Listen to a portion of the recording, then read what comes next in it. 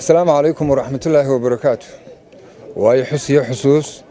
وانا يحرمي حق دور ان يمادو walaalkay aniga waa fanaankaygi oo ninkii qaaday heesii ugu horeeyay sameeyay awala aadan in soo dhaweeyo inuu imaadoon maamuusamaha waxan uu iga bareeyo waxaan ku khasbanahay hadaan Jabuuti tago sidoo kale uu ku khasban yahay hadaan Kanada tago ku khasban yahay maalin dhaweyd baan tagay jigjoogod si gobonimo leh oo sharaf la ii soo dhaweeyay ajar iyo xasanaad soo dhaweynteeda lagama helayne waxa iga mudnaayeen oon maxay heeday uga mahad celinay reejigjiga oon halkan ka hambalyeynayeen ka salaamayay weey dadka afiya dhaqaniyay sir wadaagta Soomaalidana hal fariin ma u dirayaayo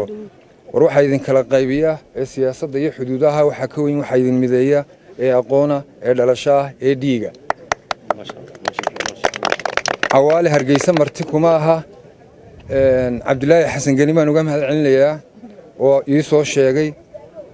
inaan waxaan hayo dhigoon soo dhaqaaqo waan ku khasbanahay waana kala mudanahay reer Hargeysina awaala aadan maaha magaalo uu marti ku yahay ee waa magaaladiisii bahda saxaafadda waan u mahad celinayaa safiirka Jabuuti baan u mahad celinayaa saaxiibanahay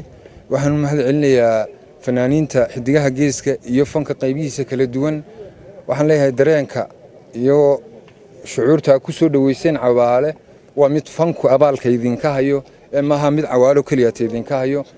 cawaalona waxay kugu xantaan Soomaaliland buu neceb yahay Jabuuti jecelaw oo jigjiga jecelaw oo Muqdisho jecelaw oo Hargeysa jecelaw